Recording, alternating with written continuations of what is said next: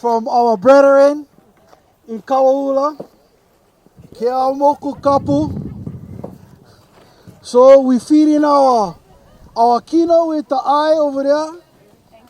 Now we're going to feed our intellect, listening to Brothers Manao, so he can feed us over there before we continue on and kui the rest of this Carlo for the day. Enjoying all of this. So please come, pay attention, listen up as we have brother come and share with us. Mahalo. Keeaumoku.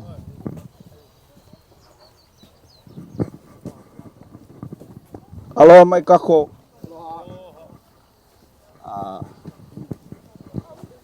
Okay. I don't know how I'm supposed to stand over here, but maybe I address this crowd over there. Everybody stay busy working. Before I start, maybe I give some inspiration on the things that is being done here.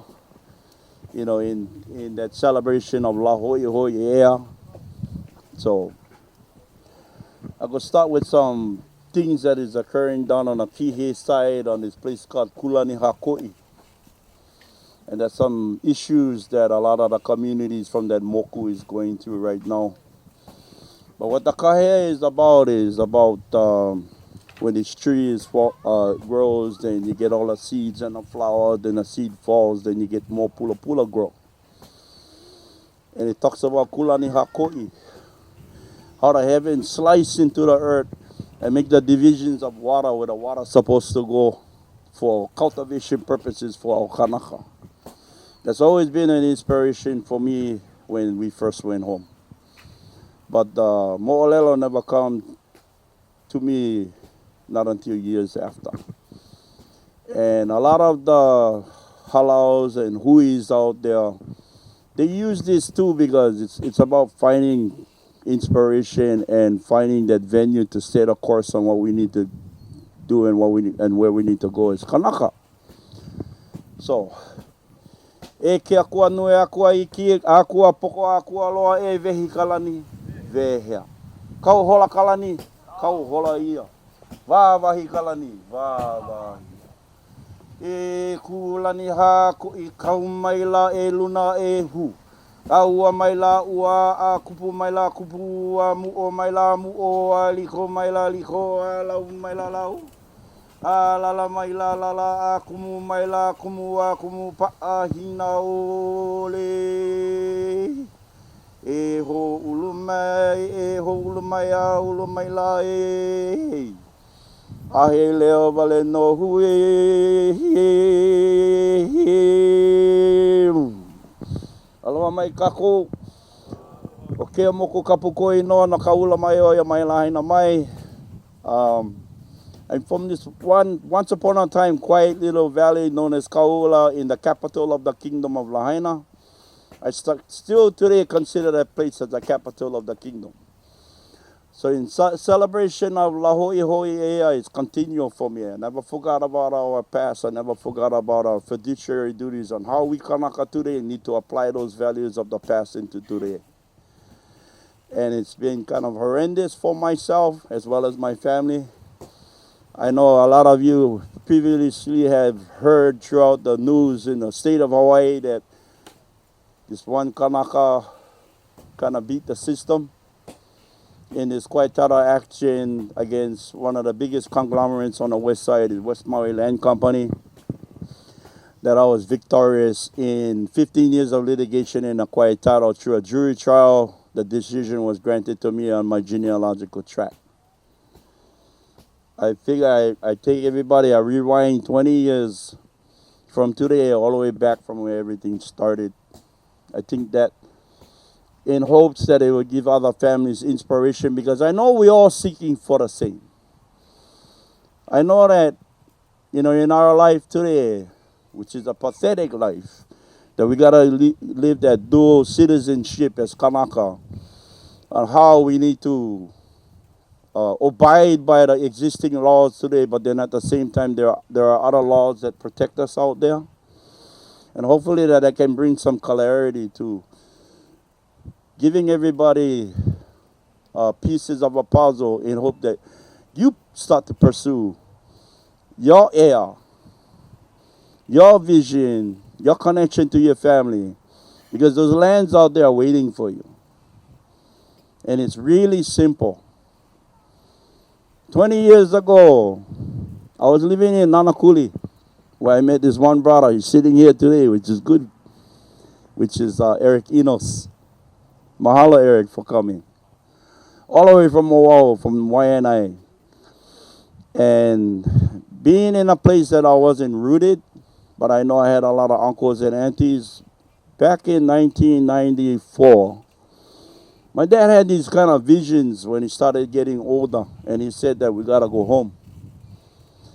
And every night, there's periodically we used to visit my father. I was living in Anakuli, so every Saturday we had to make it a must to go see daddy. And father was getting all these moi'as saying that get this wahine. They're coming into his dreams saying that we gotta come home. So it was getting kind of crazy with my father every night after night after night. Then my dad, he like suck him up, yeah. So me, the optimistical son, I'm the youngest out of 7 in my family. I'm the one, the real arrogant one, saying, Dad, you must be drinking too much. You need to slow down. But that wasn't the case. So my father said we had to go home. Knowing that my father's root was in Lahaina, one of the hiapos of that area. My dad got exiled from Maui back in 1947. Literally taken as a child of 14 years, yeah, by the authorities of that town, was taken out. Said, you need to go. So my father left Kaula Valley, and he was exiled by the laws of that town, which was in collaboration with Pioneer Mill. Took my father, put him on one boat, sent him to Lanai. And he was living with the Aikala family in Lanai, Auntie Grace, Uncle Martin Aikala. He was raised with them. My dad went to the Marines at 17 years old, underage, yeah. But he went to the Marines, he was stationed at Kwajalein. That was about the time, the Korean War. And now let me kind of forward it to where all our heavy repercussions started to happen.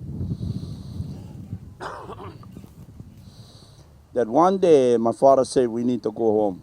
And understanding all that pilikia that went happened to him back then, we needed his kids needed to find closure for him because there was a lot of missing elements that went happen to my dad. So my father was getting these dreams of this wahine looking out the window, telling him, you gotta come home, you gotta come home. So we all decided that one day, you know what, we're gonna make the move.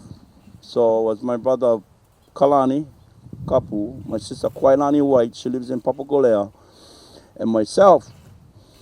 Then when we went to Lahaina, my father took us on this huaka'i. From Lahaina school, we went all the way up into the mountains. And he started explaining certain areas. This is where Kanawale Valley used to live. Old man Kanawale Valley. Yeah, he used to live under this old mango tree. And we went to this place and the house was still there. It was overgrown over this mango tree up in, right below Pa'u.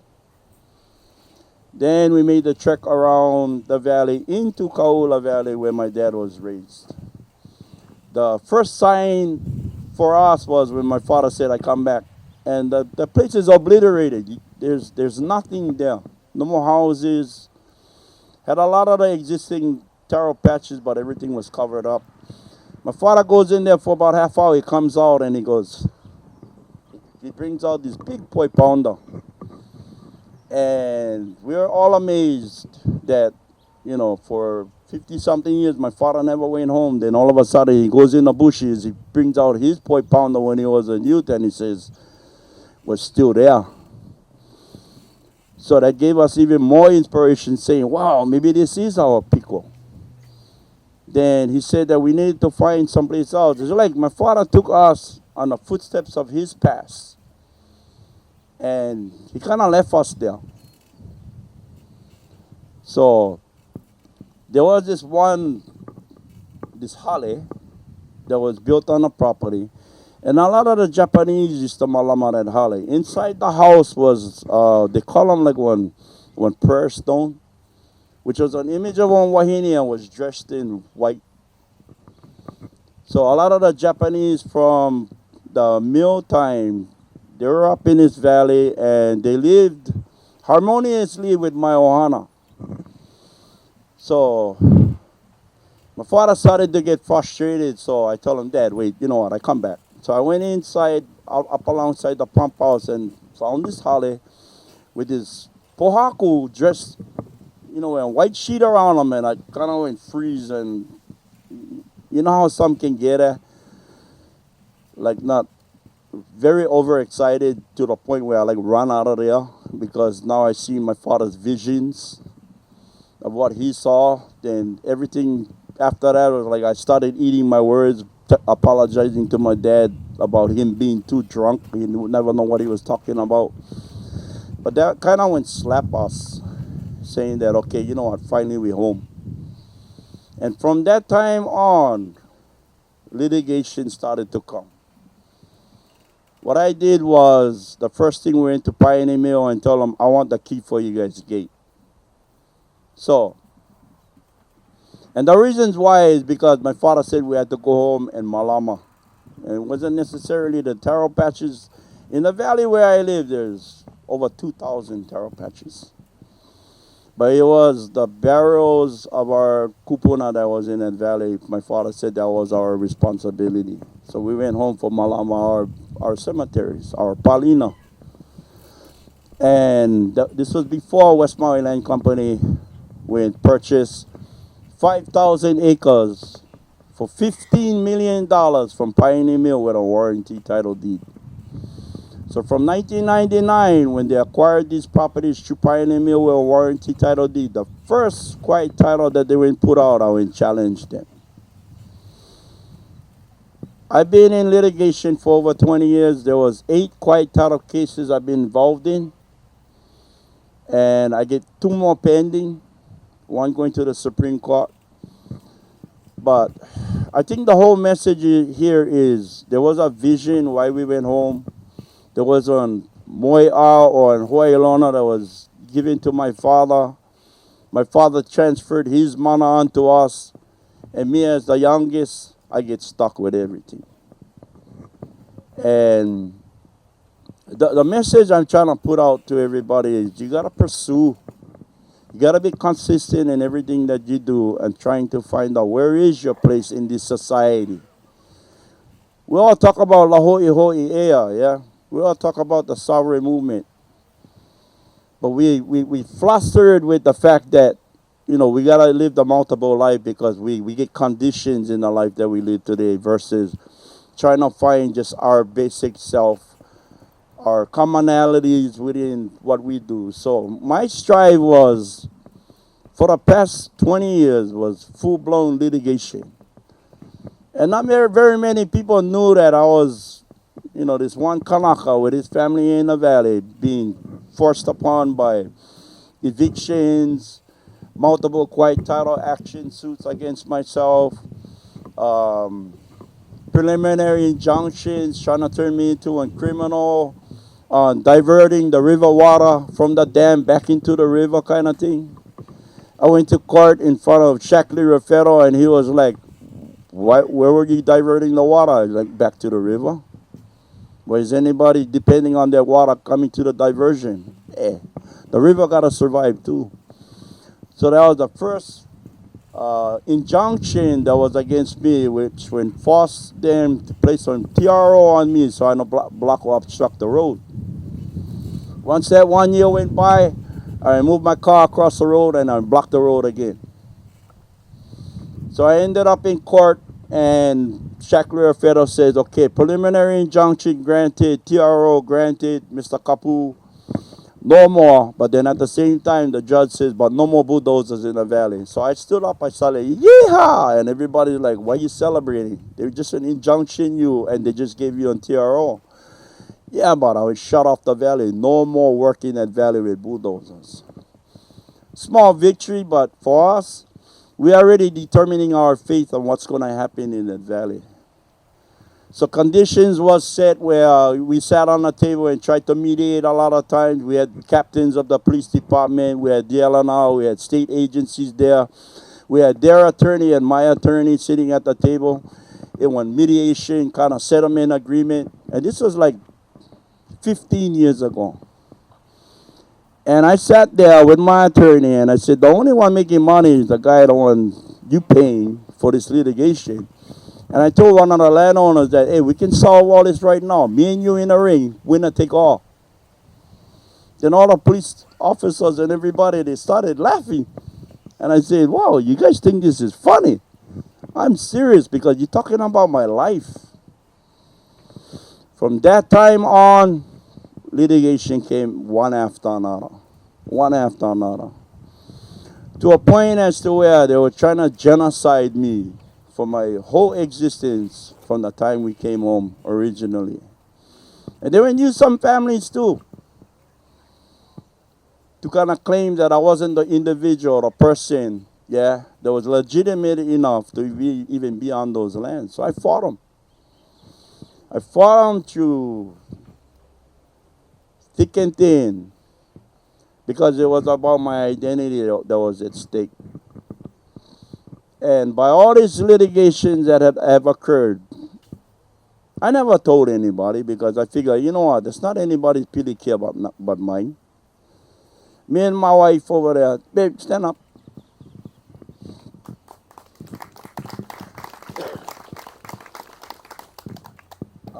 She was literally my backbone. Because we always knew one partner when we start going into war, yeah. So she was my advisor. She was the one who says, okay, you know what? No, take the spear, take the pahoa. And it's been continue, getting nailed, getting blasted from all different ways. But then I found remedy off of how we can deal with those things. And hopefully that throughout this discussion, I can give you guys some tools on how you guys can pursue your endeavors or your efforts to going home. In that litigation, it was all about the direct genealogy to the land commission award that was awarded during the time of the Mahele. So it's all about discovering who you are. You know, people say you gotta do your genealogy.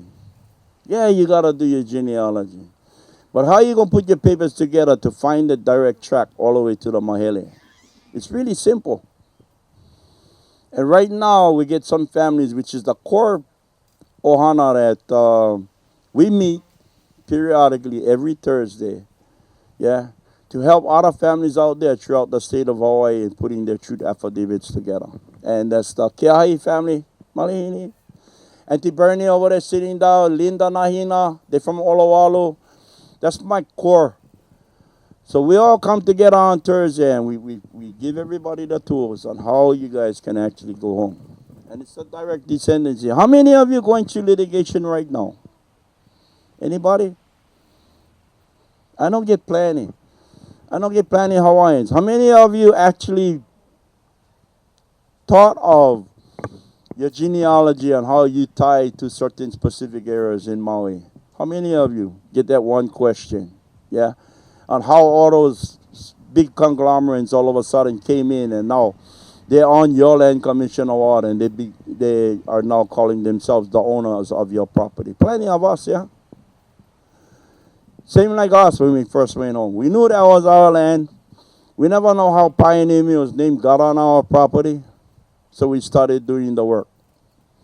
We started finding out a lot of things. And you know, the most scariest thing for families is when they start finding skeletons in the closet.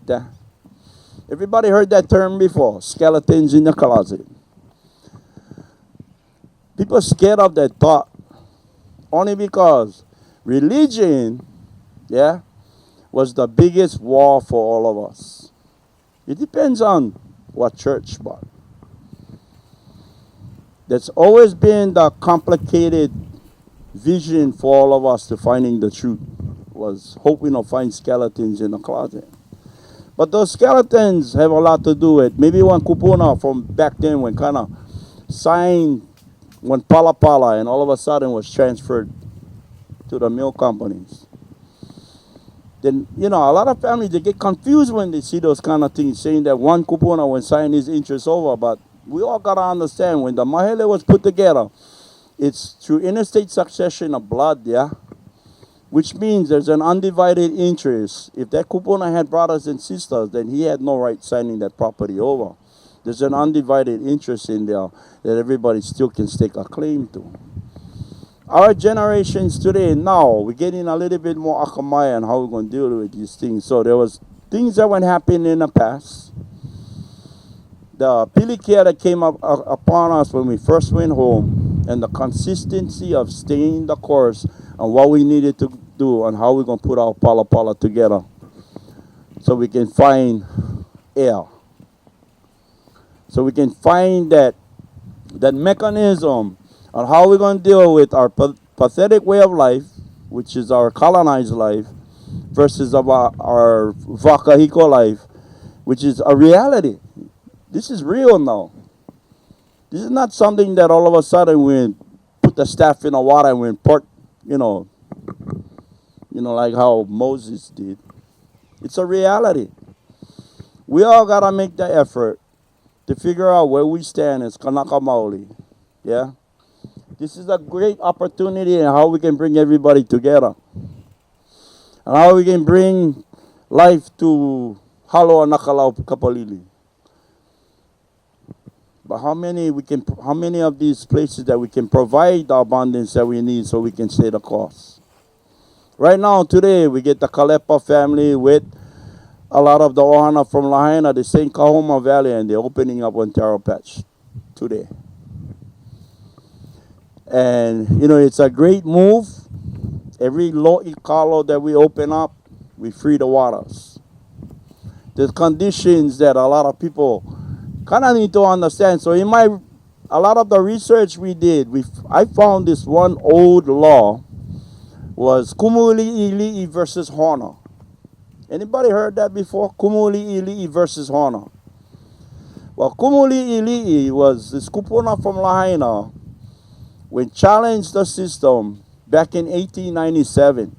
It was a Supreme Court ruling that the taro farmers had first precedence to the water. All of a sudden, in 1980, that rule and switch with Pioneer Mill was the sole proprietor in defining where that water was going. So I threw that in one of the land commissions when we filed on declaratory ruling against West Maui Land Company when they was developing Launi Opoko. I got stuck in a land use for 2 years, and I threw that pala pala inside there. Oh, the state saw that. They said, oh, this has nothing to do with water. We're a land committee. We're now a water committee. But what I wanted to do was bring rise to that, the fact that we had kupuna that were set precedents long time ago in 1897. How come our families no more the water today? So when we started opening up all our lo'ikalo, I never asked for the water. I took the water. I couldn't get it from the old system, so I took them from the pump house. And I would take one pipe, I took 3 pipes. I took one 3/4 pipe, I took 1 1.5 pipe, I took 1 3-inch pipe. Yeah, I took them. Everybody remember in 2008 had a big fire down in the region, Lahaina? And we burned like over 1,000 acres. This was instigated by West Maui Land Company. They tried to burn us out. Okay? These kinds of things are a reality. I mean, when you start searching for yourself, you need to understand there will be heavy percussions that may come your way. But if we go in, join together, and understand the reasons why we're going home, it's easier for all of us to get there together. Me, I went single myself, so I placed myself as a lehua or as an example in hopes that, me and my wife, we dedicated these things. My family, they're all still in Oahu. They still live there. I get some brothers live here. But they never have the thrive. So I took on the whole grant of this kuleana and said, you know what, I'm going to go all the way no matter what it takes. Even I'm going to lay my life on the line for that. And I've laid my life on the line many times to get where I am today. Just to show and let everybody know there is a possibility. If you get Kuleana out there, I can give you the roadmap, and it's very simple on how you guys can go home. Starting with your truth affidavit. When you say, I am that so-called person, yeah, there's simple steps that you need to do to get there. Once you notarize those papers, that truth affidavit, you make your signs, you place them on a property, and you go home. That's simple. Don't even ask permission. And I wouldn't say this by jeopardizing everybody that you guys might get in trouble. Yeah? If I never know that that is the route that you need to go, because I'm a prime example throughout all these years on the accomplishments that would happen just by following that same course. Year after year, we always used to kind of figure out whether or not this is the route we gotta go. I had many sovereignty organizations coming to me telling me this is the route you gotta go, brother. Yeah? Sign up for us, we take care of you. All the organizations out there. You get Akahi, you get Henry, you get Bumpy, you get Dane Aipolani from Kauai. You get plenty out there. You get Silva from Big Island. Everybody came into my door and said, this is the route we got to follow. I say that, you know what, there's an old saying from Molokai, Hoali Kanakale Popopolo. And Hoali Kanakale Popopolo means that the chiefs are no longer here to govern us, that the people should rise like a great wave and cover the land. I say that many times because I believe in it. There is three, I would say, solutions to absolute. One is the kingdom, fractured, taken over, dismantled. Yeah? That's absolute. That's what Henry, Bumpy, Akahi, that's what they're going for. They're starting from the crown. Second, we get the Konahikis. Who knows? We may have some areas of Konahikis right here. But they go with the government. They're dysfunctional. They were torn apart. They were separated. Third is the Makainana. Through the Land Commission Award of the Makainana, that's what a solution is. The government got to start from the bottom, not from the top. Because when it starts from the top, everything has been so dismantled. Yeah? That now we get the state of Hawaii claiming that they are responsible of the wards and constituents of the states, which is all of us. So they're playing the part as being that so-called fiduciary responsibilities for all of Kanaka. No more Konahikis. Now we get DLNR, yeah, who's supposed to be the overseer for everything that we do in our Vauakua, Vaukele, our Vaukanaka. The people is the one that has to rise up. And I can show you simple examples of what you need to do by putting a simple palapala together, by bringing or breathing life into the name of your kupuna. Real simple. So the government got to start from the bottom, from the Makainana. Because once you go home, and once you start doing the things that you need to do to survive in this pathetic life that we're surviving in, you know, the biggest fear for a lot of people is, if we're going to okay all this, where is this going to come from? Where is that going to come from? How are we going to survive on our own knowing that, you know, the word sovereignty, some people see it as a good thing, but I tell you what, 90% of the people out there are saying that, you know what, it's impossible.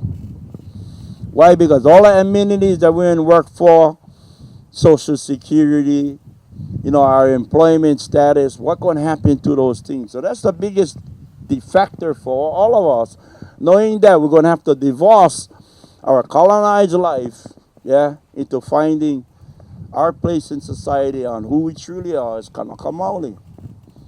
Other people scared to give those kind of things up. My dad came to me and told me, boy, why you like wake up the dead? Let them rest. Forget about all those kinds of things. It's not about that for me. It's about finding closure on how we connected, how we related. And I guarantee you, everybody here, we all related by blood. We're all related by blood because if you go into the when you start getting into genealogy, you start finding out that there's one powerful wahine. Her name was Kalani Kaulele Ivi. She had 4 husbands, yeah? One of them was Lono Keeaumoku. Kaulahea was the second. Kawawa Mahi was the third. And Keawe was another husband. So this wahine Kalani Kaulele Ivi from Moko Keawe had 4 husbands. Those husbands go from the Kamehameha dynasty all the way down to on the Kawawa side was the warriors that defended the fields on all the different islands that are in this Pai'aina. So that's how we related. Unilaterally, direct. Some people say Lono i Kahaupu and Kaulahea because that's from the Kahikili line. If you're pursuing that, then that's why we get a lot of people out there saying that, their kupuna was so-and-so king, and now they're pursuing that effort to find where they fit into society. That's why now today we get all these kings and queens being born. It's the makaina na. You guys have absolute title. And if you can tie to those titles, yeah, and come out victorious in the end, those titles answer for itself. Those are sovereign under another existing government prior to this one. Anybody seen my last testimony at the county, in front of the county council? How many of you did? I kind of went rip them, yeah. But literally, I was telling them, because Ellie Cochran was the one who asked me that question, saying that you need to kind of tell us, your land case, what does it do? You need to explain to me. Because your land case, how does it impact the development of Keeaumoku? So literally I told them that, right now, once we get the final ruling from the Second Circuit Court from the judge, once I get the papers, I go to OHA, and I will show some pilikia on OHA saying that OHA and the Native Legal Corporation never did anything to our people or anything for our people. So I'm pushing OHA, Office of Hawaiian Affairs, up against the wall. And Maui, because of the process that went happen 10 years ago, Kuleana lands are exempt at 0. You guys know that, eh? 0 exemption in Maui County. So I pushed Kamanao Crab up against the wall, and I told him, brother, I went fight 17 years on this case. I come into you guys with my land title. You guys going to exempt me. He emailed me back, says, as soon as the ruling come in, bro, you get the exemption. You deserve it. What that does is ties me not to this government, but it ties me to the existing government. Which means now, yeah, I'm not part of the process. The so-called fictitious government regime that they put in these kinds of things together. I answer to the Land Commission award that was awarded from my kupuna down to me. So, in the county, I told them that pipe running across my land, I'm going to take them out. Or what does the pipe have to do with the whole development?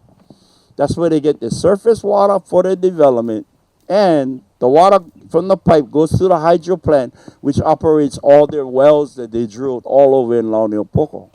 I take that pipe out, I shut down that whole place.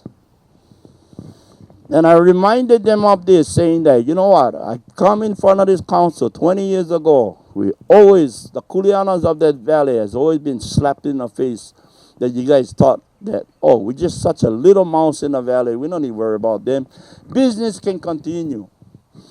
But they're always copying deals with the other foreign entities that all of a sudden, when purchased properties were on warranty title deed. So now I get the county kind of up against the wall. I get the land company up against the wall. And all I'm asking for is due process, because we've been neglected. But for it to come down to this far, to have the county and the state agencies see the reality of the truth of what's happening. Yeah, they tell Lahaina is the capital of the kingdom. What capital of the kingdom? The only thing they're doing down in town is producing more pilikea for the tourism industries. They grid line this town saying this is Historic District 1, this is Historic District 2, this is Historic District 3. Historic District 1 is all the sites that you can still find in the town is pre-contact. Then you get the whaling era, which is post-contact. Then you get the sugarcane era, which is Historic District 3. So our whole lives have been dictated and determined by grids. Yeah? A map of a picture of a portion of the Earth's surface taken from above and drawn to scale kind of thing. Yeah? And that's how they determine what is important, what is not so important. But then they forget about the Hiapo living in a valley above the town that is the true makamai of a historic district. The families that still live in that valley that was given properties from the time of the crown. We're still there. And I know that every valley in here get kuleana. And if they stuck all of a sudden up against the wall, like in the 30s or the 40s, well, in the 30s and back, that all of a sudden your land commission award will turn into a TMK, you guys need to fix that. Take that property off of that TMK map so you guys never going to be taxed again. And we get solutions for those things. So my message why I came today, and I'm mahalo kavevehi lo'ilo Uncle Bobby for allowing me to speak on behalf of this subject, because I know that the only way this thing can continue, we all got to go home. And it's a great possibility. We just got to be consistent. We just got to say the cost. And we got to turn the tide already. What we're doing in Lahaina is such a small scale, but now the tide is turning, yeah. Now all of a sudden, right after that meeting, they said, oh, back to committee. They never vote on them, but they, one thing about government, they look at feasibilities, they look at, they rather deal with the conglomerate because they get investments there.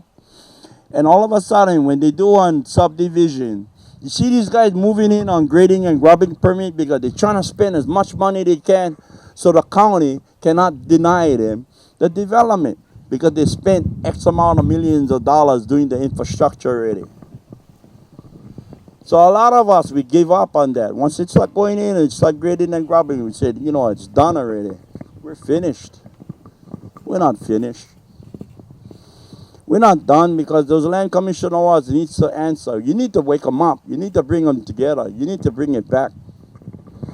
And I get pala, and it's a redemption that I can give every person over here, yeah, if you really want to make that extra effort to go that extra mile.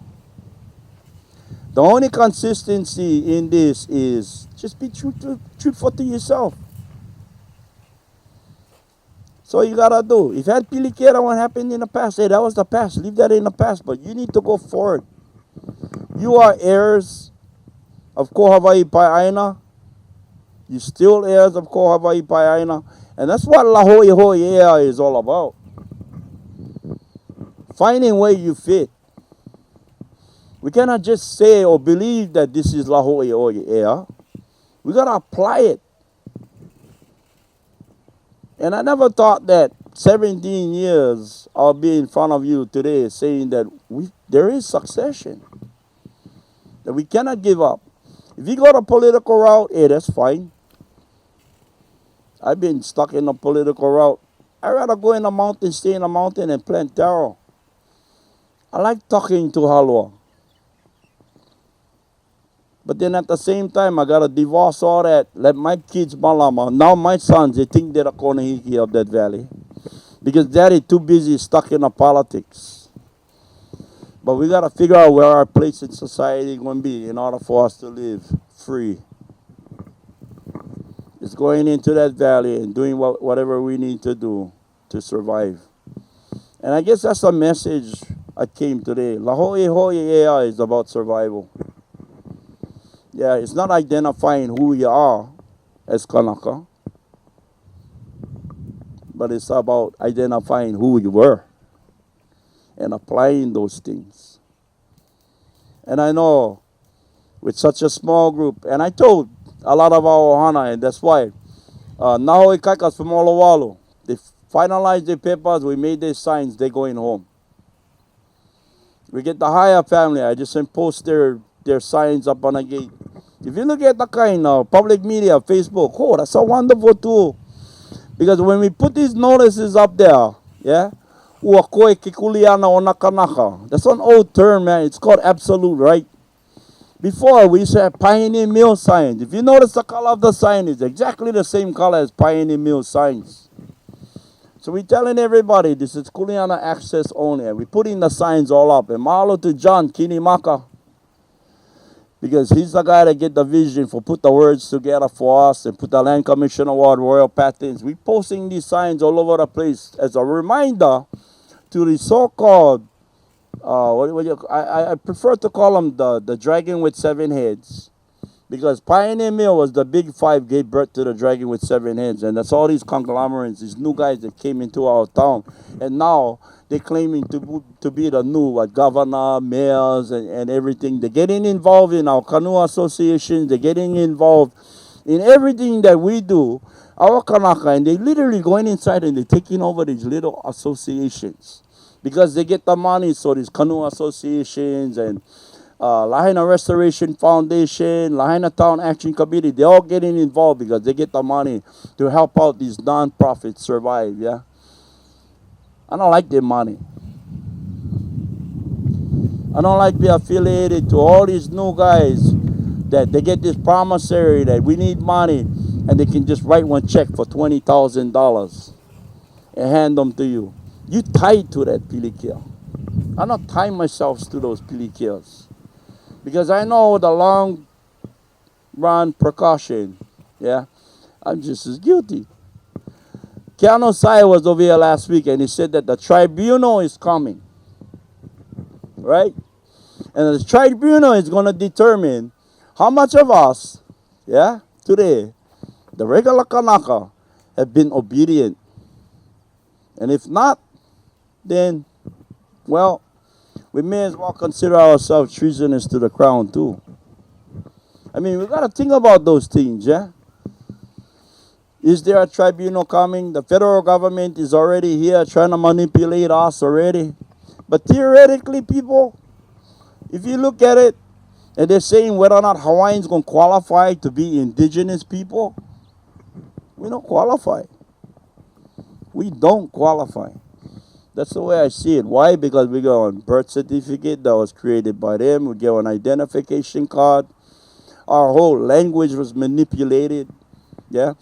Our whole way of life. Now we adopted a new way of living.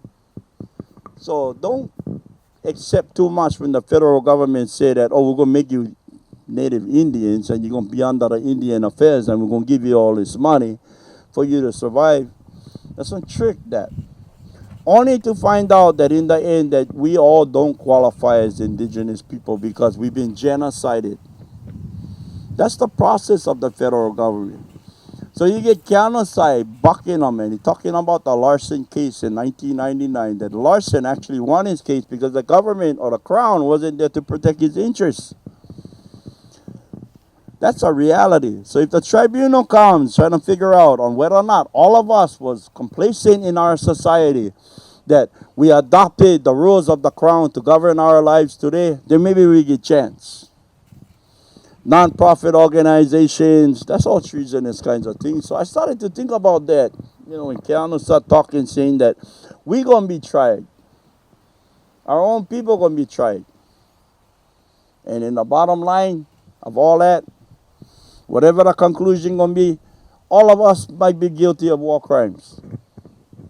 That's the reality of what he is talking about. Walter is taking the message out there and reminding people, yeah, where you stand in this society today. And what is the, how would you say, maybe, what is the solution to everything? My solution is, all you guys got to do is find your place, find where your kupuna was, and go home. It's that simple.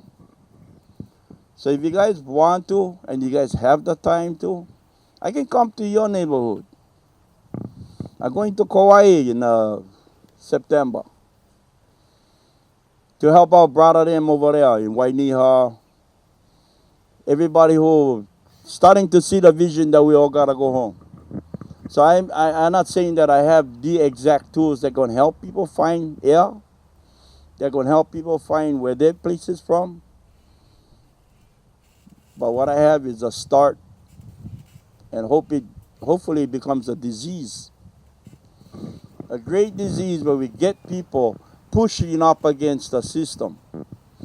When you see like all these things happening now, you get Mauna Kea, you get Haleakala. We had that great effort that was done in Iao Valley once that all of a sudden the thing went buckaloose. Everybody think that Iao Valley got ravaged and devastated. I live in the opposite side, Kaula. Yeah, that got just as ravaged and devastated too. So this valley over here, Maikalahiki Akalakau. From the rising you have Iao. On the setting you have Mauna Kawahine. That's where we live on the other side. So the percussions that happen over here are going to happen on the other side. So the great effort that was done by the younger generations by going over there and just saying, hey, we're not going to wait for the state. We're going to divert the water ourselves. Well, they did that. Look at today. It's back to the same already. All those efforts that was done to being kia'is and all that, where does it get us? So we got to talk about the bigger picture. Yeah? Too many firecrackers and explosions going off all over the place, and it's so stagnated, it doesn't bring all these issues together. Mauna Kea, they're holding them down, all because of the master permit. These guys never do what they're supposed to do. Back from 1932, I think the master permit was given. Now, to the settlement agreement, they got to reapply the applications. That's simple. Okay, you screwed up back then, you screwed up today. Now, just reapply the application, then we'll see where we're going from here. All that kind of band-aids that's band-aids. It doesn't address the issue. Haleakala, I see them over Facebook, all over Facebook. Now, everybody, we got a meeting tomorrow. What's going to happen over there? How many more of our younger generations going to have to get arrested in order to figure out, is this accountable to everything else that we're doing? Or we just making noises? We're making noise over here, we're making noise over there. Hey, it's good to rise the volume. But where does it get us in the end? So if everybody focus on one good kia'i fight, look at where you are, look at who your kupunas are. If those lands are undeveloped, and a lot of families, they give up when they say, oh, that place is all developed already. That's all right. Find out where you fit in there. Put your papers together. Even though if it's developed, at least you know that's your kupuna's land. If all of a sudden this thing collapsed today, yeah, everything collapsed today, and some of us, a small portion of us, is hoping that this whole system is going to collapse. If it does collapse, where are we going from here?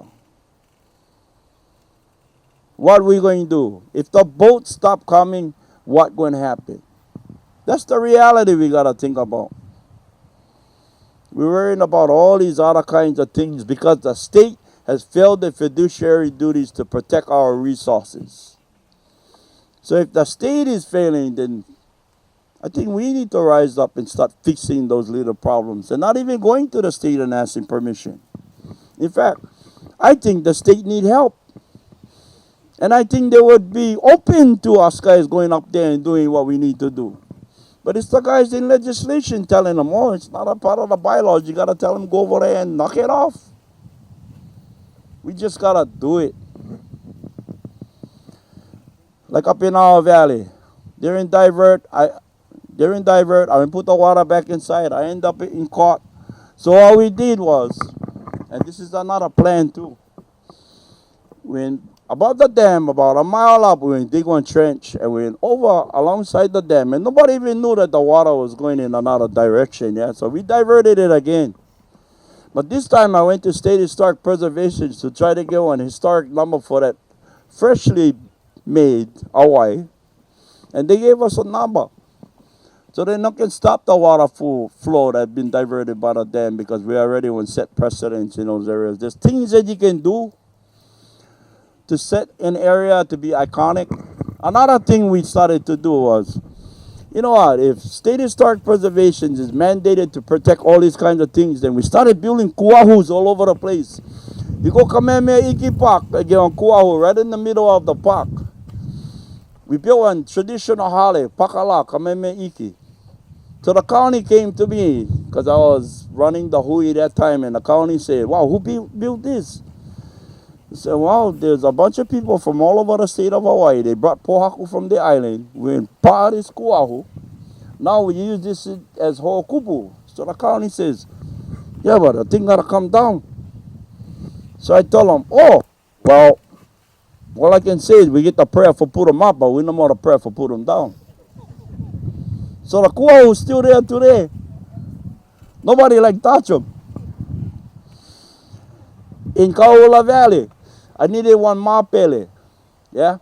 Because it's all about, you know, the state always say, when they bring these cultural consultants and they come to you because they go on development happening, and the first thing they ask you is any traditional cultural practices are being done in the area?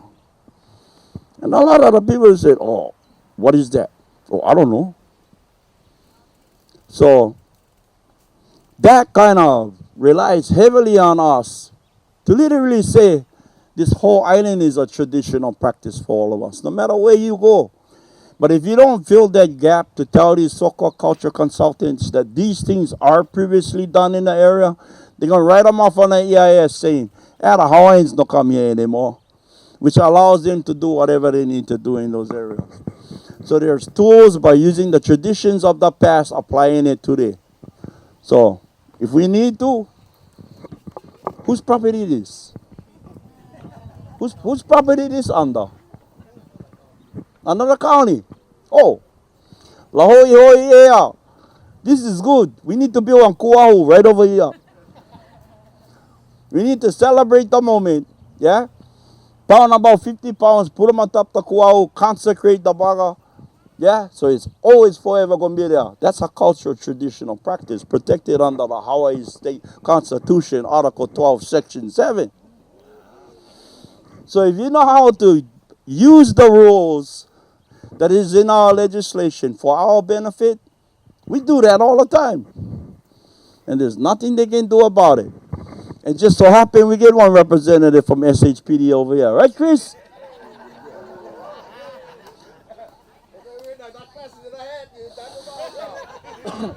Some people say, you know what? You know, like the prayers and the rituals and all those kinds of things, yeah, that needs to be applied to these kind of iconic things to bring it alive. That's a cultural traditional practice. This right here, getting so much people together with all these papakui eyes is a cultural traditional practice. So I say, we get some pohaku over there, we're going to bring them over here, we're going to build one big giant mapele. These are the kind of things we got to think about, because when you, even though if it was resurrected 100 years ago or if it was resurrected today, there's no difference. You apply the prayers, you apply the appropriate things, you consecrate it the way you feel it needs to be consecrated with the witness of everybody here. This becomes protected under the Hawaii Constitution, Article 12, Section 7. It works, people. We just got to apply those values into today by using that traditional generational knowledge and bringing it to the forefront. If we fail to do that, then people are only going to recognize this as just being another day where a bunch of Kanakas getting together and pounding poi. That's all it's ever going to be.